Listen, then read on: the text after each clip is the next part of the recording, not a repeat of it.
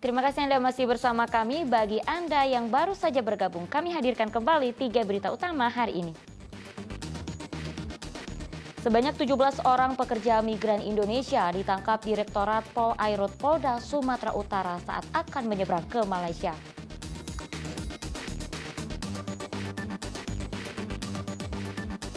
Dua pemuda penjual sabu-sabu di Tanjung Balai digerebek polisi saat akan melakukan transaksi.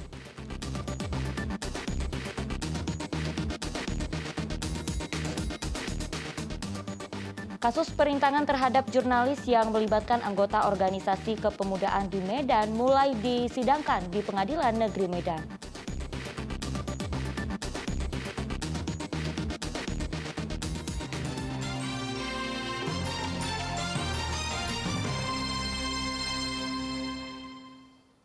Sejumlah peristiwa penting dan menarik terjadi di Sumatera Utara dalam sepekan terakhir. Kami rangkum dalam Medan Sepekan.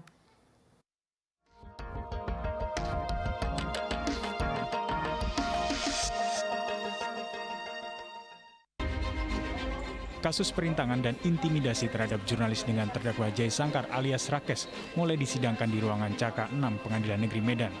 Agenda sidang berisi pembacaan dakwaan sekaligus mendengarkan keterangan saksi. Jaksa penuntut umum menghadirkan korban serta 5 saksi.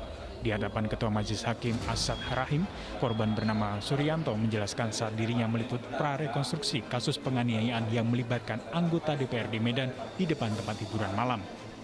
Saat prarekonstruksi, terdakwa Rakes menghampiri korban, melarang peliputan dan meminta rekaman visual dihapus dari ponsel. Selain intimidasi, anggota organisasi kepemudaan di Medan itu juga melakukan kekerasan verbal terhadap saksi dan korban.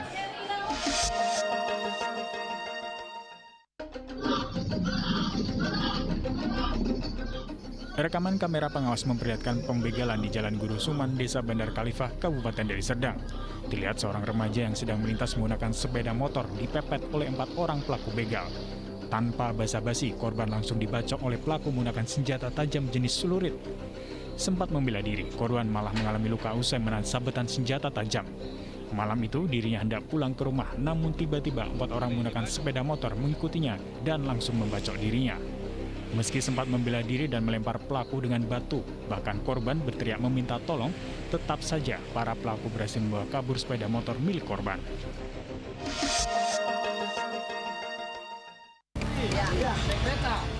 Bahtim terkapar dihakimi massa. Maling umur 50 tahun ini tertangkap usai terjatuh dari boncengan motor saat membawa 2 kambing curian. Satu pencuri lainnya berhasil kabur. Seekor kambing yang dicuri akhirnya mati. Pelaku dalam keadaan luka bersama barang bukti motor dan kambing telah diserahkan ke polisi. Namun Bahtim akhirnya tewas di rumah sakit. Udah mah turun. Ijal dan Andi ditangkap di rumah Jalan Pematang Pasir Raya, Teluk Nibung, Kota Tanjung Balai. Operasi penangkapan diawali kesepakatan bertemu antara kedua pelaku dengan seorang polisi yang menyamar menjadi pembeli sabu-sabu. Saat akan transaksi, 4 polisi lainnya yang mengendari mobil langsung menyergap kedua pelaku. Namun saat akan disergap, kedua tersangka sempat berupaya kabur. Tim Liputan melaporkan.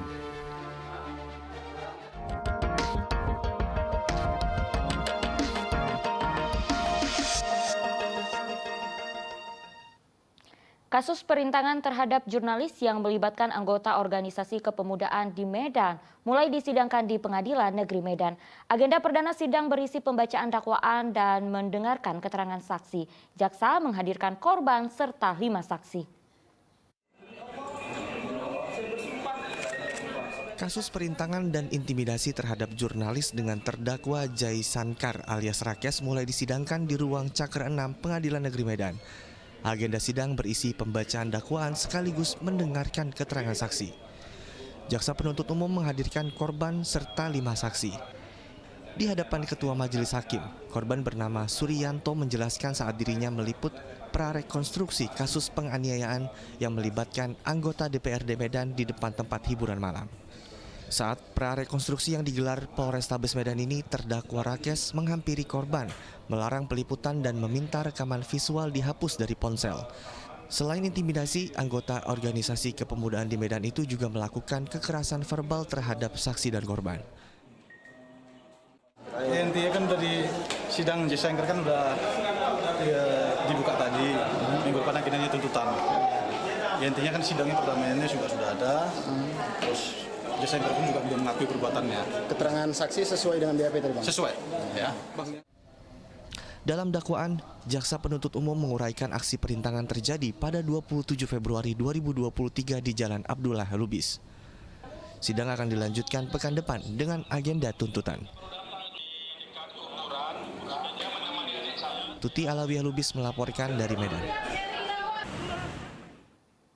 Sidang pra-peradilan kasus penganiayaan dengan tersangka Aditya Hasibuan, anak Akhiruddin Hasibuan, dilanjutkan. Dalam sidang ini terungkap ayah Aditya Hasibuan mempengaruhi 3 saksi agar memberikan keterangan palsu untuk melindungi anaknya. Digelar di Pengadilan Negeri Medan, sidang pra-peradilan kasus penganiayaan dengan tersangka Aditya Hasibuan dipimpin oleh Hakim Tunggal Pinta Ulitarigan.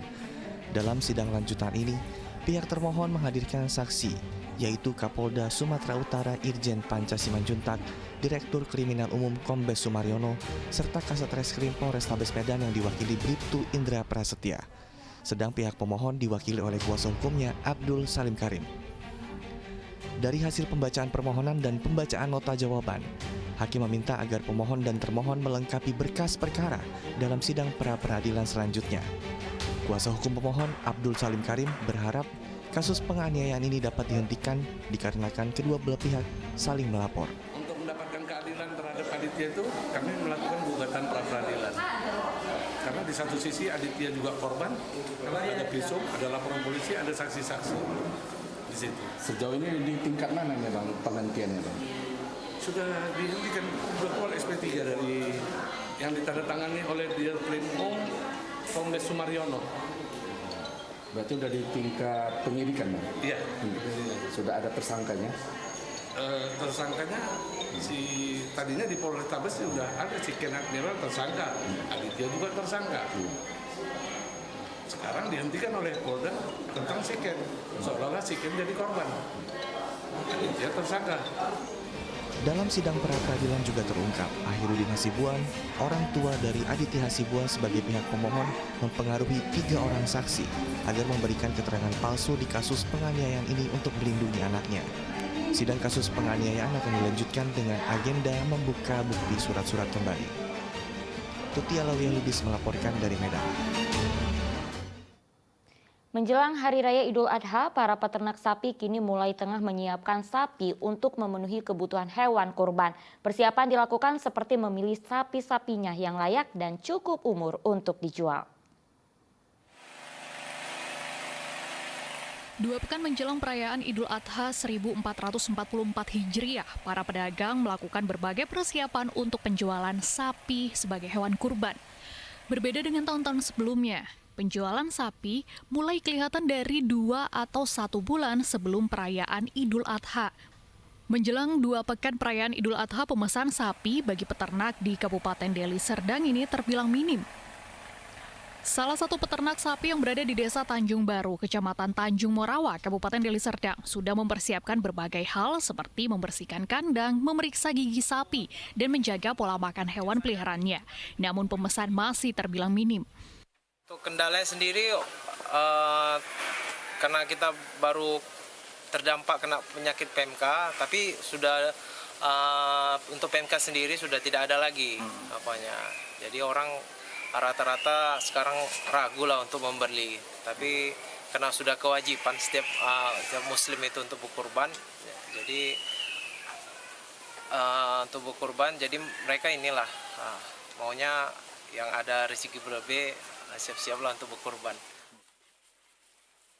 Ada beberapa jenis sapi yang tersedia di peternakan ini, seperti sapi jenis simental, lemosin, dan Brahma, dengan bobot rata-rata 150 sampai dengan 160 kg, dengan harga Rp20 juta per ekornya.